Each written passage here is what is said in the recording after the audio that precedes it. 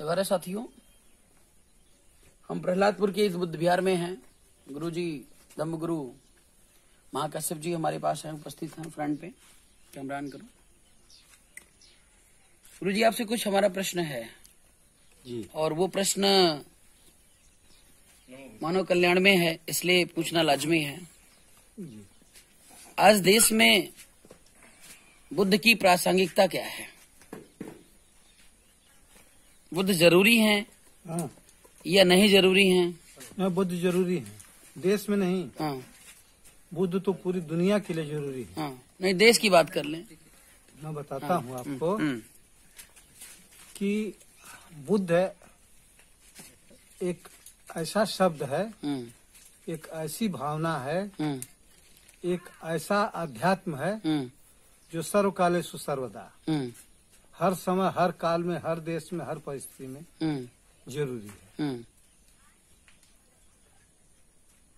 अगर बुद्ध नहीं है हम्म, तो उस देश का कोई अस्तित्व नहीं है। हम्म, आज भी आप बता सकते हैं अपने देश में, इस भारत देश में, जी, अगर भारत देश से बुद्ध को निकाल दिया जाए हम्म, तो इस देश का अस्तित्व क्या रह जाएगा? खत्म हो जाएगा।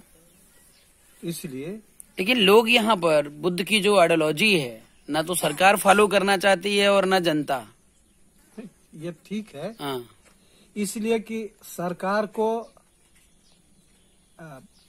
लूट खसोट चाहिए। हाँ, सरकार अपने लोगों को भुलावा दे करके और अपना काम कर रही है। यहाँ दो विचारधाराएं जी, इस देश में शुरू से ही लागू है। तो एक विचारधारा जो आरएसएस की है, विषमतावादी, समतावादी, वो आ गई इनके साथ। यहाँ श्रमण संस्कृति और वो श्रवण संस्कृति, ब्राह्मण, दो संस्कृतियां थी, तो ब्राह्मण संस्कृति को उन्होंने कब्जा कर लिया। जी, इतना कब्जा किया कि हमारी श्रमण संस्कृति पर भी वो लोग धावा बोल दिए। और हमारे लोग जो श्रमण लोग थे, जो श्रम से पैदा करके, श्रम से मेहनत मजदूरी करते थे, श्रमजीवी जो थे, जी, है ना, उन लोगों को भी आडंबर में, पाखंड में डाल दिया ताकि उनकी सत्ता मजबूत हो। यह सरकार उन्हीं लोगों की है। अगर आप जो कह रहे हैं, जिस दिन यहाँ का केवल श्रमण जान जाएगा जी, कि वास्तविकता क्या है, हकीकत को पहचान लेगा, उस दिन यहाँ से इनका पलायन होना तय है। हाँ, पलायन होता है, लेकिन पहचानना जरूरी। यहाँ तो अक्सर लोगों के बीच में आप भी जाते होंगे गुरुजी, और हम भी जाते हैं। जब बुद्ध की मार्ग की बात करते हैं तो जो अनपढ़ हैं उनकी तो बात छोड़ दीजिए, पढ़े लिखे भी जो है कभी कभी स्वीकार नहीं करते। नहीं, कभी कभी नहीं, पढ़े लिखे एकदम स्वीकार नहीं कर रहे हैं। आज आजादी के बाद तो हमारे समझ में नहीं आता कि जो भी परिवार है, करीब करीब सबके घर में कुछ न कुछ पढ़े लिखे लोग हो गए।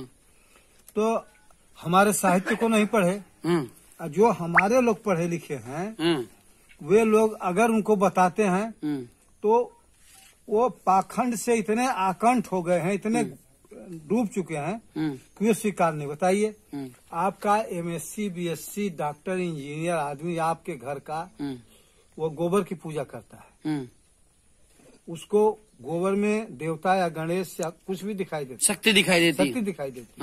हाँ, अपनी शक्ति को भूल करके, अपनी शक्ति, मानव में कोई शक्ति नहीं दिखाई देती। सब कुछ करते हैं आप में कोई शक्ति नहीं।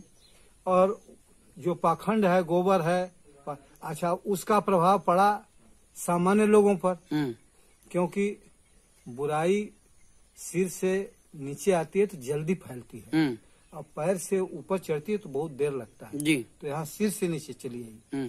देखिए, शीर्ष पर जब हमारे बौद्ध सम्राट अशोक थे, या उसमें शुंग थे, या दशरथ संपत्ति थे, या कुणाल थे, सब बौद्ध सम्राट थे, जो भी रहे। तो उस समय यह देश ही नहीं बल्कि दुनिया बुद्धमय थी। लेकिन पुष्यमित्र शुंग के द्वारा जब हमारे बौद्ध सम्राट की हत्या कर दी गई, तो वो संभाल लिया शासन, ले लिया, लेकिन वो पुरानी बातें लोगों के बीच गूंजती रही। वहाँ मगध के में, पटना में, मगध में, वहाँ राजगिरी में लोगों ने स्वीकार नहीं किया उसको, पुष्प शुंग को एकदम स्वीकार नहीं किया। वहाँ की जनता बगावत कर दी। बगावत करने का नतीजा हुआ कि उसको वहाँ से भाग करके आपके साकेत अयोध्या में आना पड़ा। और अयोध्या में आकर के यहाँ उसने अपनी राजधानी बनाया और यहीं शुरू कर दिया अपना शासन विस्तार। अच्छा। कुछ शुंग वंश का। उधर के लोग, चूंकि वहाँ के लोग, उनका न्यायप्रिय शासक था, धर्मप्रिय शासक था, देवानंद प्रिय का नाती वंश का था, उसको लोगों ने स्वीकार किया था, इनको नहीं। लेकिन कालांतर में धीरे धीरे अब बदलती व्यवस्था यहाँ तक आ गई। तो ये पुष्पमित्र शुंग को बाद में किस रूप में परिवर्तित किया गया सर? यही पुष्पमित्र शुंग काल्पनिक रूप से राम है। और जो हमारा 10 पुष्ट का चंद्रगुप्त मौर्य से लेके यहाँ तक बृहस्पति मौर्य तक के जो हमारे 10 पुष्ट के मौर्य वंशी हैं, वही रावण है। अच्छा, वही रावण है। हाँ, आज भी आपको एक मैं दावे के साथ बता सकता हूँ, गर्व के साथ कह सकता हूँ, पूरे भारत में जैन किन प्रकार लोग मौर्य की सत्ता को स्वीकार करते हैं। अगर कोई भी उनके जीवन में अच्छा काम होगा तो मौर्य की सत्ता को स्वीकार देखते हैं। मांगलिक काल विवाह होता है ना, विवाह में मोर बना जाता है, माना ताज, मोर। हाँ, मोर। तो मौर्य का बिगड़ा हुआ रूप मौर है, समझ रहे हैं ना। तो मौर्यों का वो ताज था जिसको आज धारण करके वह बादशाह बनता है, लड़का बनता है, दूल्हा बनता है, जो भी बनता है वो स्वीकार करना है उसे। अगर वो नहीं बनेगा, किसी न किसी रूप में स्वीकार करते हैं। तो हमारी भी संस्कृति घुसी थी, लेकिन भाई पाखंडियों के बाद तो हम लोग थोड़ा सा अब हार तो नहीं माने हैं।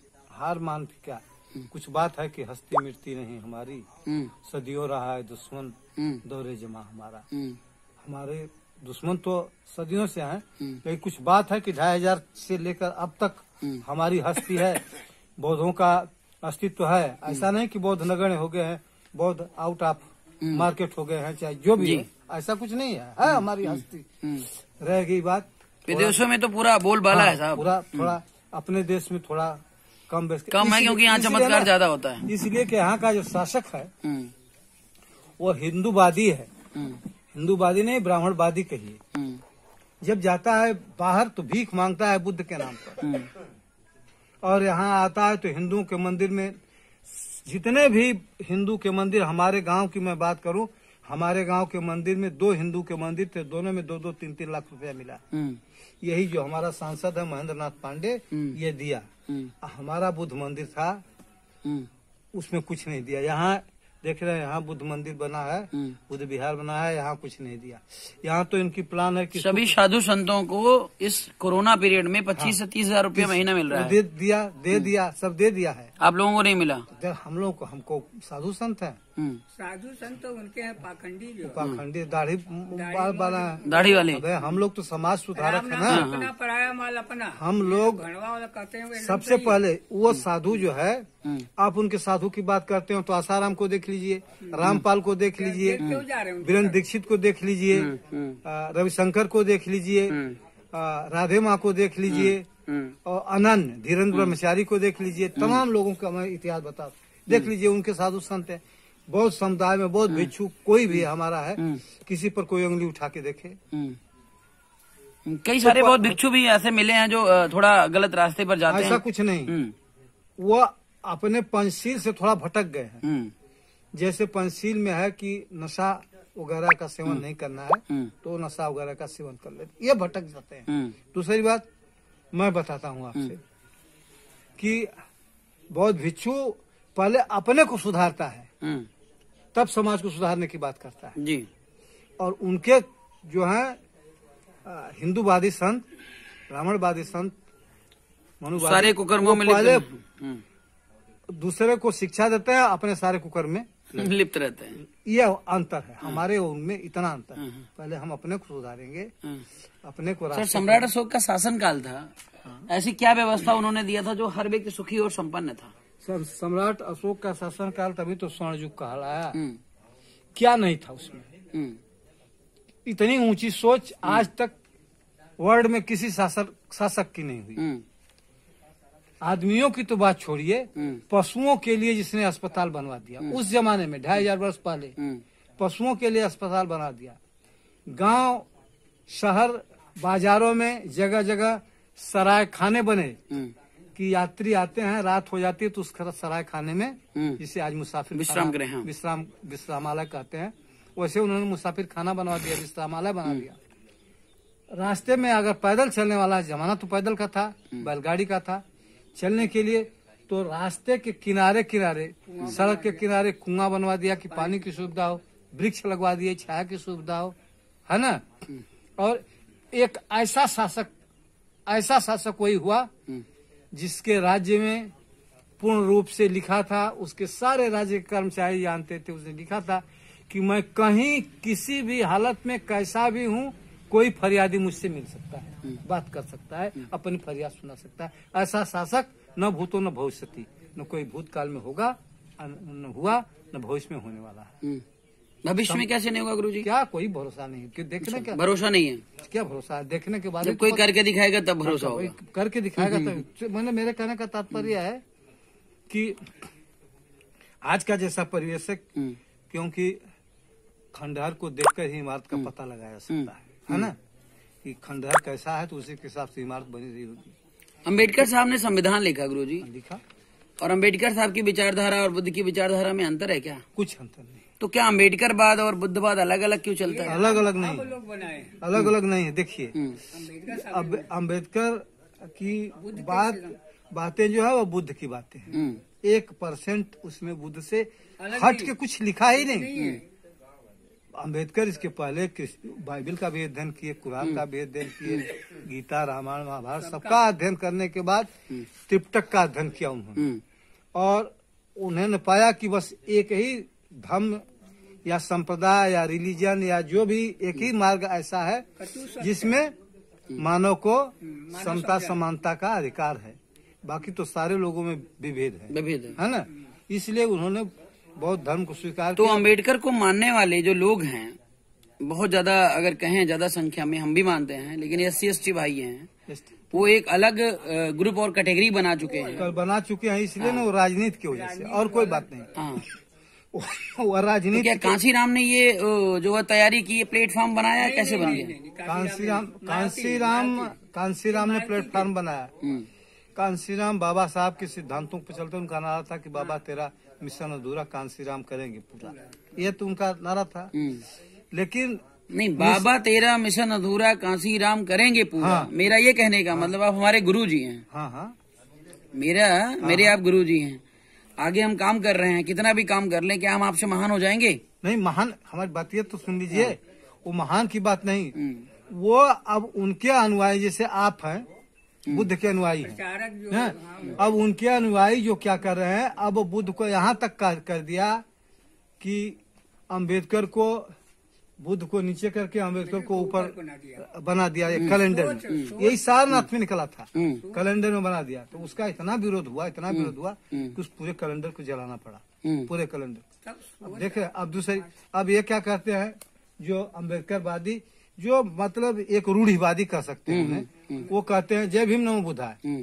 पहले जय भीम कहते हैं, फिर नमो बुद्धाय कहते हैं। लेकिन जो शिक्षित आदमी है उनमें भी जो समझदार है वो नमो बुद्धाय जय भीम कहता है, पहले नमो बुद्धाय कहेगा, इसके बाद जय भीम। नहीं, मेरा ये मतलब है कि बुद्ध का नाम लेने से पूरी जो श्रृंखला है वो जुड़ जाती है। हाँ, जुड़ जाएगी। और अगर केवल अम्बेडकर की महानता से मैं परिचित हूँ, बहुत महान है, लेकिन अम्बेडकर का नाम लेने से कहीं ना कहीं हम एक कोने की बात कर रहे हैं, ना कि पूरे समाज की बात कर रहे हैं। ये नहीं करते। चलो हम मान लेते हैं, तमाम अन्य जाति बिरादरी के लोग हैं, जो ब्राह्मण भी हैं, ठाकुर भी हैं, कोई और हैं, वो लोग भी बुद्ध के फॉलोअर हैं। किसी महान व्यक्ति के एक पक्ष को आप लेकर चलेंगे जी, तो विषमता रहेगी, है ना। उसके संपूर्ण जीवन को लेकर चलेंगे तब न समता आएगी भाई, जी, समानता आएगी। तो ये जो है SC/ST के लोग एक कांगी लेके चलते हैं कि बाबा साहब ने हमारे लिए किया, बाबा साहब ने आप ही के लिए किया, सभी के लिए किया, सबके लिए किया, सबके लिए किया है। तो उस संपूर्ण उनके जीवन को, उनके संपूर्ण वांग्मय को, उनके दर्शन को लेकर चलेंगे तब न तब जब पढ़ लेंगे तब पता चलेगा कि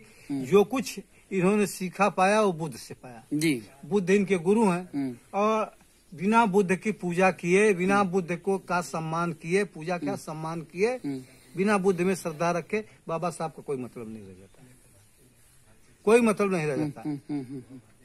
हाँ। तो परमानंद क्या होता है गुरुजी? परमानंद जिसको मोक्ष कहते हैं, मोक्ष की प्राप्ति का क्या मतलब होता है?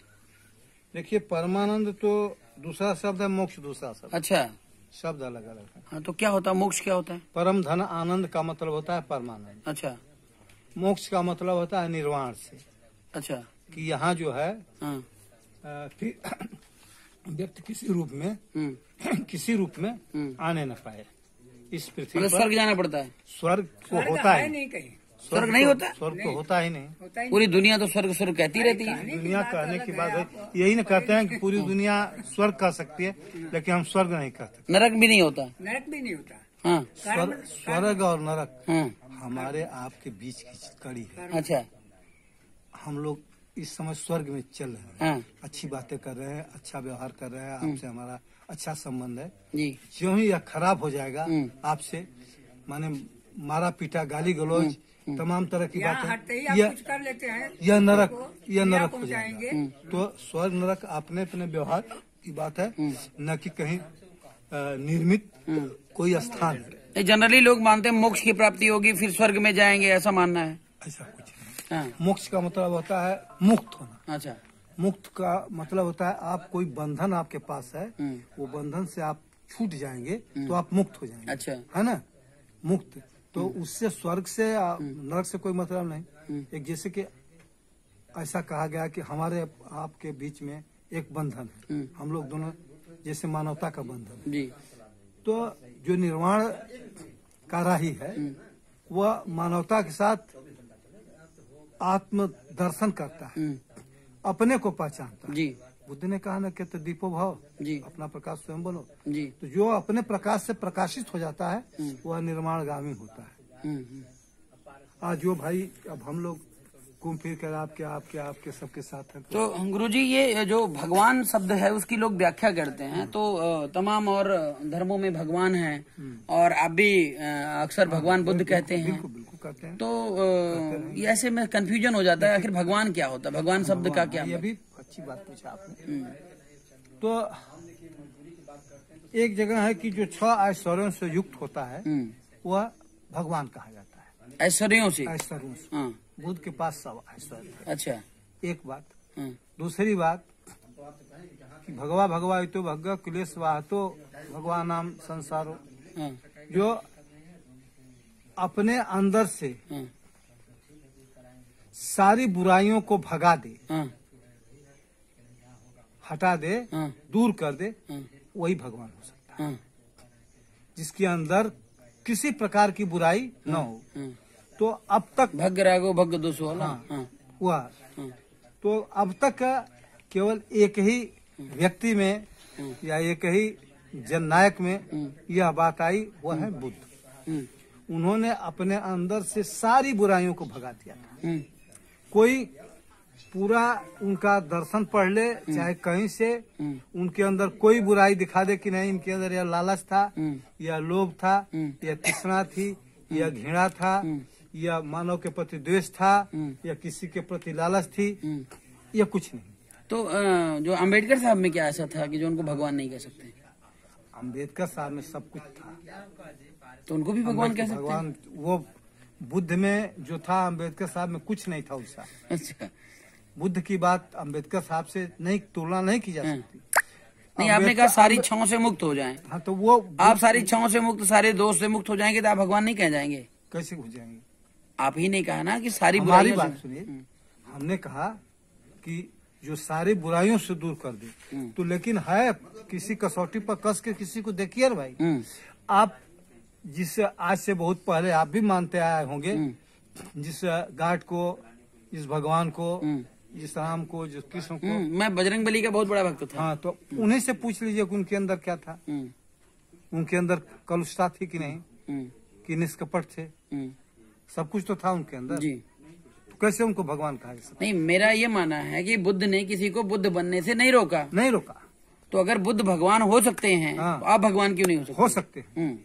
वैसा हमको परिश्रम, वैसा मेहनत, वैसा कर्म करना पड़ा। हाँ, वैसा कोई कर नहीं पा रहा है। कर नहीं पा रहा है। नहीं, बिल्कुल नहीं। विदेशों में भी लोग हैं 6-6 महीने, 3-3 साल, 6-6 साल के मेडिटेशन पर बैठे हुए हैं। नहीं होगा, मतलब उस लेवल को अचीव नहीं कर पा रहे हैं, प्रयास तो जारी है। उस लेवल को प्राप्त नहीं कर पा रहे। प्राप्त नहीं कर पा रहे हैं। प्राप्त कर लेंगे तो वो भी भगवान हो जाएंगे। जी, जी, जी। वो भी माने कोई कहे या ना कहे, वो शक्तियाँ, हाँ। वो विचार, वो दर्शन उनके पास भी रहेंगे। चलिए, बहुत बहुत धन्यवाद सर। नमस्ते।